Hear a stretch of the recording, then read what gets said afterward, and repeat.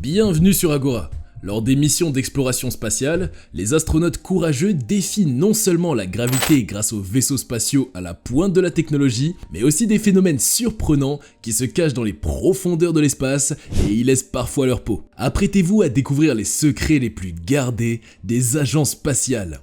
Avant d'aller plus loin, n'oubliez pas que vous avez la possibilité de consulter les sources en description. Prêt? Embarquons dans cette nouvelle investigation d'Agora. Contextualisation.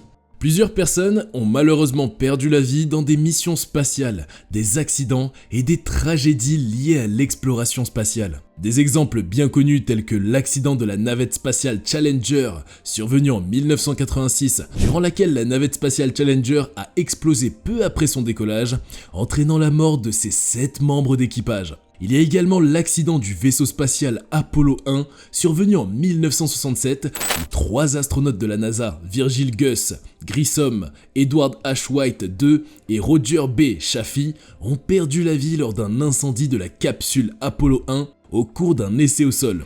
En outre, on a l'explosion de la fusée Proton-K en 1969 qui a entraîné la mort de plusieurs ingénieurs au sol lors du lancement de la sonde spatiale Luna 15 vers la Lune. La fusée Proton-K a explosé peu après le décollage. Sans oublier l'accident du vol X-15 Flight 36597 survenu en 1967 où le pilote de l'avion fusée X-15 Michael J. Adams a été tué lors d'un vol d'essai lorsque son avion a perdu le contrôle à une altitude élevée. Découvrons les incidents les plus médiatisés. L'accident de la navette spatiale Columbia.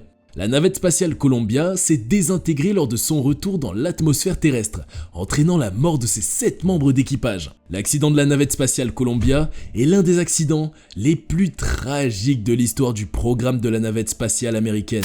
Il s'est produit le 1er février 2003, lors de la mission STS-107, au cours de laquelle la navette spatiale Columbia a désintégré en entrant dans l'atmosphère terrestre. La mission STS-107 a débuté le 16 janvier 2003 lorsque la navette spatiale Columbia a décollé depuis le centre spatial Kennedy en Floride.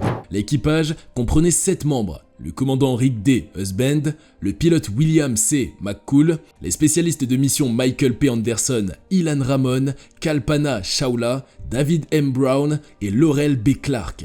Pendant le lancement, un morceau de mousse isolante s'est détaché du réservoir externe de la navette et a percuté l'aile gauche de Columbia. Cet impact a endommagé une partie du bouclier thermique de la navette qui est essentiel pour protéger l'engin spatial des températures extrêmement élevées générées lors de la rentrée dans l'atmosphère. La mission s'est déroulée normalement jusqu'au 1er février 2003, date prévue pour le retour de Columbia sur Terre. Lors de la rentrée dans l'atmosphère, les gaz brûlants ont commencé à pénétrer dans l'aile endommagée. À 8h59, heure locale, soit environ 15 minutes avant l'atterrissage prévu, la navette spatiale Columbia s'est désintégrée à une altitude d'environ 61 km au-dessus du Texas. La désintégration a été causée par l'incapacité de l'aile gauche de résister aux contraintes thermiques et structurelles résultant de l'endommagement du bouclier thermique lors du lancement. Malheureusement, tous les 7 membres d'équipage à bord de Columbia ont perdu la vie dans l'accident. Une enquête approfondie a été menée pour déterminer les causes de l'accident. Elle a révélé des problèmes de gestion, de communication et de culture organisationnelle au sein de la NASA. Des réformes importantes ont été entreprises pour améliorer la sécurité des vols spatiaux habités et pour éviter de tels accidents à l'avenir. L'accident de la navette spatiale Columbia a été une tragédie qui a touché la communauté spatiale et le public du monde entier. Il a souligné les risques inhérents à l'exploration spatiale et l'importance d'une vigilance constante en matière de sécurité dans le domaine de l'aviation spatiale. Le vol Soyouz 1. Le vol habité Soyouz 1 s'est terminé tragiquement lorsque la capsule s'est écrasée au sol, entraînant la mort du cosmonaute Vladimir Komarov. Le vol Soyouz 1 était une mission spatiale soviétique qui s'est déroulée en avril 1967 et qui a connu une fin tragique. Cette mission a été la première tentative d'effectuer un rendez-vous spatial et un amarrage avec un autre vaisseau, Soyouz 2. Cependant, en raison d'un ensemble de circonstances malheureuses, le vol a pris une tournure désastreuse. Le vol Soyouz 1 était piloté par Vladimir Komarov, un cosmonaute soviétique expérimenté. La mission avait pour objectif de réaliser le premier amarrage spatial avec Soyouz 2 et de transférer l'équipage de Soyouz 1 à Soyouz 2 pour revenir sur Terre. Dès le lancement, la mission a rencontré des problèmes techniques avec le vaisseau Soyouz 1. Certains des panneaux solaires destinés à fournir de l'énergie au vaisseau ne se sont pas déployés correctement, ce qui a entraîné une perte d'énergie. En raison des problèmes techniques, les plans d'amarrage avec Soyouz 2 ont été abandonnés. La décision a été prise de revenir sur Terre sans avoir effectué l'amarrage prévu. Le 24 avril 1967, Soyouz 1 a entamé sa rentrée dans l'atmosphère terrestre pour revenir sur Terre. Cependant, pendant la rentrée, une défaillance du parachute principal s'est produite, rendant la descente du vaisseau incontrôlable. Le vaisseau Soyouz 1 a heurté violemment le sol à grande vitesse, tuant instantanément Vladimir Komarov. L'accident a eu lieu près de la ville d'Orsk, dans la région actuelle d'Orembourg en Russie. La mort de Vladimir Komarov a été un choc pour la communauté spatiale et a suscité une grande tristesse dans le monde entier. Il est le premier cosmonaute à perdre la vie lors d'une mission spatiale. Cet accident a également mis en évidence les risques et les défis associés aux premières missions spatiales habitées. Des enquêtes ont été menées pour déterminer les causes de l'accident et les résultats ont été utilisés pour améliorer la sécurité des futures missions spatiales soviétiques. Malgré cette tragédie, le programme spatial soviétique a continué à évoluer et à réaliser de nombreuses réalisations importantes par la suite. Accident du vol Soyouz 11. 3 cosmonautes soviétiques, Georgi Dobrovolsky, Viktor Patsayev et Vladislav Volkov, ont perdu la vie lors du retour de Soyouz 11 vers la Terre à la suite d'une dépressurisation de leur capsule. L'accident du vol Soyouz 11 est l'un des accidents les plus tragiques de l'histoire de l'exploration spatiale. Il s'est produit le 30 juin 1971 et a entraîné la mort de 3 cosmonautes soviétiques en orbite. La mission Soyouz 11 était la deuxième mission du programme spatial soviétique à transporter un équipage vers la station spatiale Salyut 1, qui était la toute première station spatiale habitée de l'histoire. L'équipage de Soyouz 11 était composé de 3 cosmonautes, Georgi Dobrovolsky, Viktor Patsayev et Vladislav Volkov. Le vaisseau Soyouz 11 s'est amarré avec succès à la station spatiale Salyut 1 et les cosmonautes sont entrés dans la station pour une mission de détention prévue de 3 semaines. Ils ont effectué des expériences scientifiques et médicales tout en vivant à bord de la station. Le 30 juin 1971, après avoir terminé leur mission à bord de Salyut 1, les cosmonautes de Soyouz 11 ont commencé leur entrée dans l'atmosphère terrestre pour revenir sur Terre. Malheureusement, lors de la rentrée, la section orbitale de leur vaisseau n'a pas réussi à se séparer correctement du module de descente. L'incident a été causé par un défaut dans la pyrotechnie qui était censé déclencher la séparation de la section orbitale. En raison de cette défaillance, les cosmonautes n'ont pas pu utiliser correctement les sièges éjectables de leur module de descente avant que celui-ci ne pénètre dans l'atmosphère terrestre. Les cosmonautes ont péri lors de la rentrée et l'atterrissage du module de descente à grande vitesse. Bien que cet accident ait été une lourde perte pour le programme spatial soviétique, il a également souligné l'importance de la sécurité dans l'exploration spatiale et a contribué à renforcer les protocoles de sécurité pour les futures missions spatiales. Accident du vaisseau spatial Spaceship Two, VSS Unity. Lors d'un vol d'essai, le vaisseau spatial Spaceship Two a subi une défaillance qui a entraîné la mort du copilote et des blessures graves au pilote. L'accident du vaisseau spatial Spaceship Two, VSS Unity, s'est produit le 31 octobre 2014 lors d'un vol d'essai mené par Virgin Galactic, une société privée fondée par Sir Richard Branson. L'incident a eu lieu dans le désert de Mojave, en Californie, et a entraîné la perte de la vie du copilote du vaisseau spatial. Le vaisseau spatial Spaceship Two, VSS Unity, était un avion spatial suborbital conçu pour transporter des passagers civils dans l'espace. Virgin Galactic avait pour ambition de développer le tourisme spatial permettant à des personnes privées de vivre l'expérience d'une brève période d'apesanteur et de voir la courbure de la Terre depuis l'espace. Le vol d'essai fatidique a été effectué par l'équipage d'essai de Spaceship Two VSS Unity composé de 2 pilotes. Le vaisseau a été lancé en volant sous un avion-mer, le VMS Eve White Knight II, jusqu'à une certaine altitude avant de s'élever vers l'espace.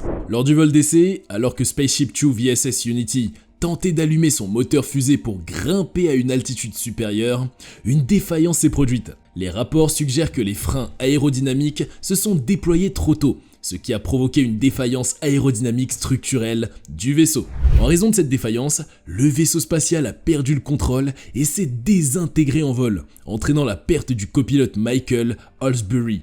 Le pilote en chef Peter Siebold a réussi à se libérer du vaisseau et a pu utiliser son parachute pour atterrir en sécurité. Une enquête approfondie a été menée pour déterminer les causes exactes de l'accident. Virgin Galactic a dû faire face à une période difficile suite à l'accident et le programme de tourisme spatial a été temporairement suspendu. Cet accident a été une tragédie pour l'équipe de Virgin Galactic et a mis en évidence les risques inhérents à l'exploration spatiale, en particulier lors des essais de nouveaux véhicules spatiaux. Cela a également souligné l'importance d'une approche prudente et méthodique lors de la conception et des essais de véhicules spatiaux pour assurer la sécurité des futurs vols spatiaux habités. Depuis lors, Virgin Galactic a effectué d'autres vols d'essai et a progressivement repris ses opérations en vue de réaliser son objectif de tourisme spatial suborbital. Ces incidents rappellent le caractère périlleux de l'exploration spatiale et soulignent les défis auxquels sont confrontés les agences spatiales et les astronautes. Ils témoignent également de l'importance cruciale de la sécurité et des précautions prises lors des missions spatiales. Les agences spatiales continuent d'apprendre de ces tragédies pour améliorer la sécurité et minimiser les risques futurs. En ce qui concerne les personnes perdues ou laissées dans l'espace, il n'y a pas de cas documenté d'astronautes ou de cosmonautes qui auraient été abandonnés dans l'espace. Les agences spatiales prennent de nombreuses précautions pour assurer le retour en toute sécurité des membres d'équipage lors de leur mission spatiale. Cependant, il faut noter que les missions spatiales comportent toujours un risque inhérent et les agences spatiales du monde entier travaillent continuellement pour améliorer la sécurité des astronautes et minimiser les risques associés aux voyages spatiaux. Des choses effrayantes qui se produisent dans l'espace et qui sont assez méconnues du public. Lors des missions d'exploration spatiale, il peut se produire certaines choses étranges ou surprenantes que le grand public n'a pas toujours conscience. Découvrons quelques exemples de phénomènes inhabituels ou peu connus qui se produisent dans l'espace. Effet de l'impesanteur sur le corps humain. Lorsque les astronautes sont en état d'impesanteur pendant de longues périodes, leur corps subit des changements physiologiques surprenants. Par exemple, les os peuvent perdre de la densité, les muscles peuvent s'affaiblir et le système cardiovasculaire peut être affecté. Les astronautes peuvent également avoir des problèmes de déplacement et de coordination en raison de l'absence de gravité. Vision floue dans l'espace. Certains astronautes ont signalé une perte de vision floue à long terme après avoir passé une période prolongée dans l'espace. On pense que l'effet de la microgravité sur la circulation sanguine et la pression intracrânienne peut être à l'origine de ce problème. Feux de Saint-Elme. Les feux de Saint-Elme sont des phénomènes lumineux qui se produisent autour des pointes et des bords des objets métalliques en mouvement rapide dans l'atmosphère. Ces feux sont également observés sur les vaisseaux spatiaux lors de leur rentrée atmosphérique, créant un spectacle étrange et mystérieux. Espace sonore. Contrairement à ce que l'on voit dans les films, l'espace est en réalité un environnement dépourvu d'air, donc le son ne peut pas se propager comme il le ferait dans l'atmosphère terrestre. Cela signifie qu'il n'y a pas de son dans l'espace tel que nous le percevons, et les astronautes communiquent principalement à l'aide de radios et de systèmes de communication. Perception du temps. En raison de la vitesse à laquelle les astronautes orbitent autour de la Terre, ils peuvent expérimenter un phénomène appelé décalage temporel, où le temps passe légèrement plus lentement pour eux par rapport à une horloge fixe sur Terre. Cependant, cet effet est minime et n'est pas perceptible dans la vie quotidienne. Phénomène lumineux dans l'atmosphère terrestre. Lorsqu'ils sont en orbite, les astronautes peuvent observer des phénomènes lumineux étranges tels que les aurores polaires, les éclairs et les lueurs atmosphériques. Ces spectacles peuvent être incroyablement beaux et fascinants. Résidus spatiaux. L'espace-temps est rempli de débris spatiaux, tels que des fragments de satellites ou de fusées, qui peuvent être dangereux pour les missions spatiales. Les objets en orbite peuvent se déplacer à des vitesses très élevées, ce qui les rend difficiles à détecter et à éviter.